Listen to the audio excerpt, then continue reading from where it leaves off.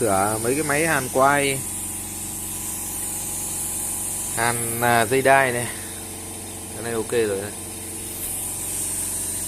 Con này thay lá gió này.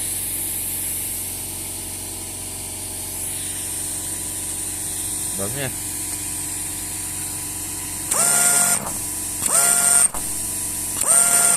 Đấy.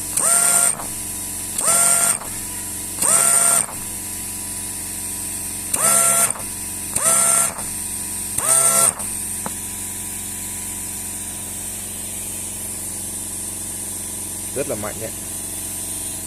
Motor này.